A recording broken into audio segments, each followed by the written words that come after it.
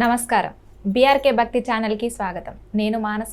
ఈరోజు మనతో పాటు ఉన్నారు ప్రముఖ ఆధ్యాత్మికవేత్త, జ్యోతిష పండితులు బ్రహ్మశ్రీ దేవులపల్లి బాలచందర్ శర్మ గురువుగారు ఉన్నారు. గురువుగారిని అడిగి విశ్వవసు నామ సంవత్సరంలో 12 రాశుల వారికి ఎలా ఉండబోతుంది, వాళ్ళు ఎలాంటి పరిహారాలు చేసుకోవాలో గురువుగారిని అడిగి తెలుసుకుందాం. నమస్కారం గురువుగారు. నమస్కారం అమ్మ. గురువుగారు, విశ్వవసు నామ సంవత్సరంలో మేషరాశికి ఎలా ఉండబోతుందో తెలియజేయండి. మేషరాశి వారికి సంబంధించి విశ్వవసు నామ సంవత్సరంలో ఆదాయం 8, వ్యయం 14, రాజ్యపూజ్యం 4, అవమానం 3.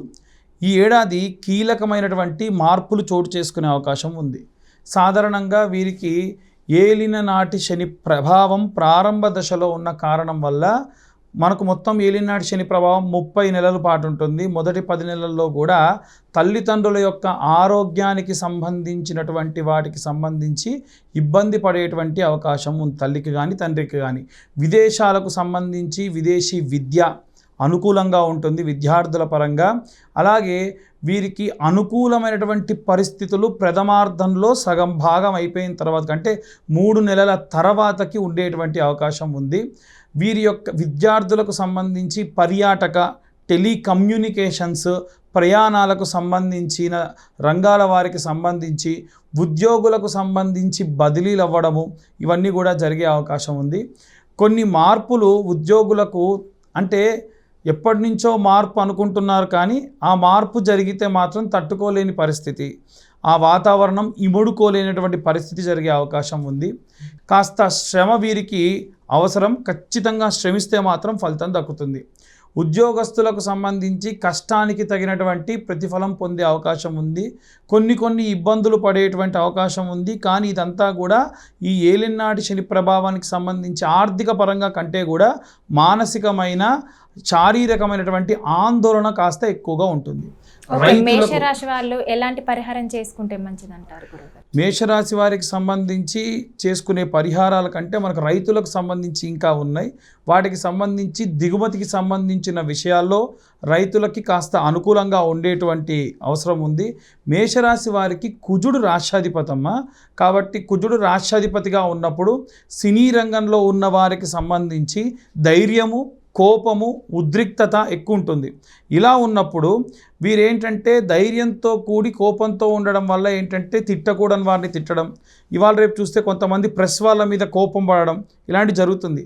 ఇలాంటివి ఎక్కువగా ఈ కుజుడు వారి యొక్క రాష్ట్రాధిపతిగా ఉండడం వల్ల అగ్నితత్వ రాశి కాబట్టి జరిగే అవకాశం ఉంది.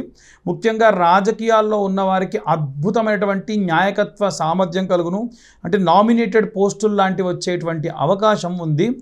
వీరు ఎవరైనా సరే వ్యాపారానికి సంబంధించిన విషయానికి వస్తే తెలియని వారిని నమ్మి ఆర్థిక పరమైనటువంటి విషయాల్లో వీరు ఏవైనా సరే జోక్యం చేసుకొని ఎవరినైనా నమ్మి ధనం వెచ్చించడం కానీ ఇలాంటివి చేయడం వల్ల సంవత్సర ప్రారంభంలో అంటే మనకు మార్చి నెలలో ఆఖరణ షష్ఠగ్రహ కూటమి సంభవిస్తుంది.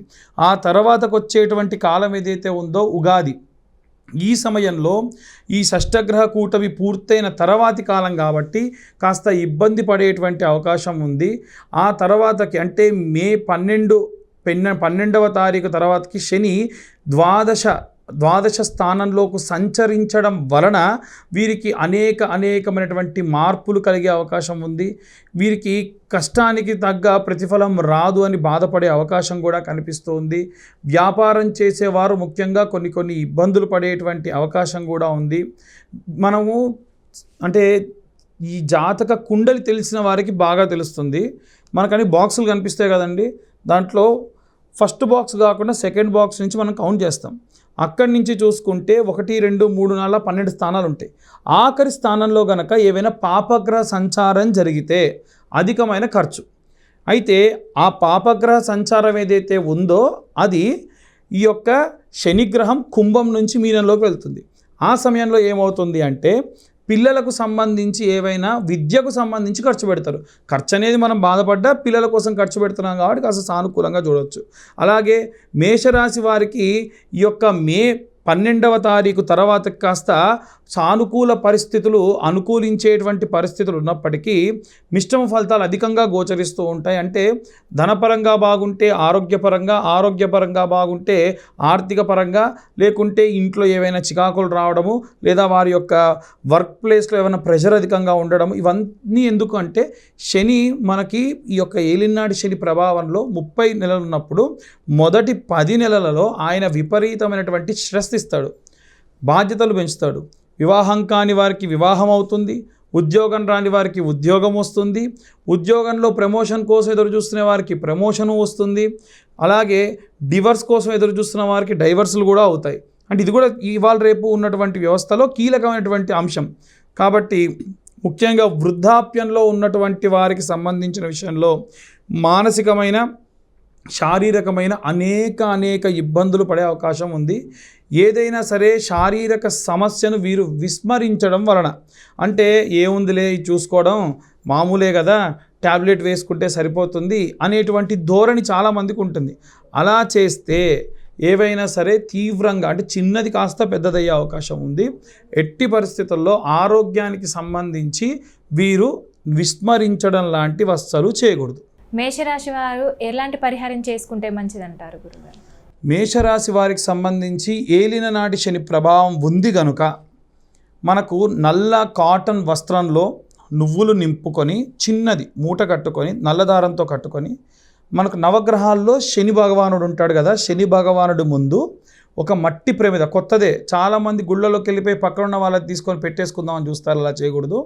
కాబట్టి ఆ మట్టి ప్రమిద పెట్టి దాంట్లో ఈ యొక్క మూట పెట్టి నువ్వుల నూనె లేకుంటే ఆవ నూనె వేసి నీలాంజన సమాభాసం రవిపుత్రం యమాగ్రజం ఛాయా మార్తాండ సంభూతం తం నమామి శనేచ్చరం అని చెప్పి దీపాన్ని వెలిగించాలి.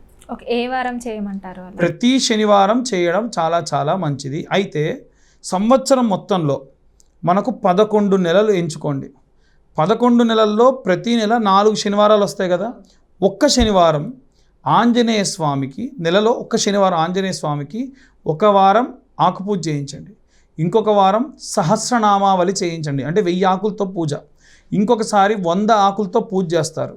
ఇలా ఆంజనేయ స్వామి వారికి సంబంధించినటువంటివి ఏవైతే ఉంటాయో అవి ఎంత వీలైతే అన్ని 11 నెలల పాటు, అభిషేకం ఒకసారి, కుంకుమార్చన ఒకసారి, సింధూరార్చన ఒకసారి, ఇలా ఈ 11 నెలల పాటు చేయించడం వలన విశేషమైనటువంటి ఏలిన నాటి శని ప్రభావం దోషం పోతుంది. ఒకటి. రెండవది, వీరికి యొక్క రాష్ట్రాధిపతి కుజుడు కాబట్టి శరవణ భవాయ విద్మహే కార్తికేయాయ ధీమహి తన్నో స్కంద ప్రచోదయాత్. స్కాంద పురాణంలో మనకు చెప్పే విషయం ఏంటంటే శరవణ తటాకంలో పడి స్కందుడిగా లేచాడు. ఈ యొక్క శరవణ అని పిలిస్తే ఆయనకు విశేషంగా ఇష్టం కాబట్టి శరవణ భవాయ విద్మ శరవణ మంత్రం చదివితే ఆయన చాలా సంతోషిస్తాడు. ఈ కుజుడు శని విపరీతమైనటువంటి స్టబాన్ క్యారెక్టర్స్ అన్నమాట. వారిని చాలా గట్టిగా చేసేటువంటి క్రమంలో వీరు పయనిస్తూ ఉంటారు. కాబట్టి ఇంతవరకు చేసుకుంటే ఈ రాశి వారు ఈ యొక్క విశ్వావసునామ సంవత్సరంలో మనం 12 రాశుల వారికే కాకుండా అన్ని వర్గాల వారికి సంబంధించి, ముఖ్యంగా మనకు అందరి యొక్క వాడుక భాషలు చెప్పాలంటే మనందరికీ ఎలా అయితే పంచాంగం వర్తిస్తుందో దేశ కాలమానానికి కూడా మనకి పంచాంగము అనేది ఉంటుంది. పంచాంగము అంటే తిథి, వార, నక్షత్ర, యోగ, కరణం. కాబట్టి ఒక్కొక్క ప్రాంతానికి ఒక్కొక్క విధమైనటువంటి వాతావరణం ఉంటుంది. దానికి తగినట్టుగా అక్కడ ఏం జరగబోతున్నాయి అనేటువంటిది పంచాంగం చెబుతుంది. ఉదాహరణకు మనకు ఎప్పుడో అమావాస్య రాబోతుంది, ఎప్పుడో పౌర్ణమి రాబోతుంది, ఎప్పుడు గ్రహణం రాబోతుంది అనేటువంటి విషయం కూడా మనకి ఈ యొక్క పంచాంగంలో నిక్షిప్తం చేయబడి ఉంటుంది. అలా ఈ యొక్క విశ్వావసునామ సంవత్సరంలో సాధారణంగా వర్షానికి సంబంధించిన విషయానికి వస్తే, ఎందుకంటే అందరూ కూడా వర్షపాతం సుగమంగా ఉంటే, వర్షం బాగా ఉంటేనే మనం పాడి పంట వ్యవస్థ అద్భుతంగా ఉంటుంది, రేట్లన్నీ కూడా కాస్త అనుకూలంగా ఉంటాయి.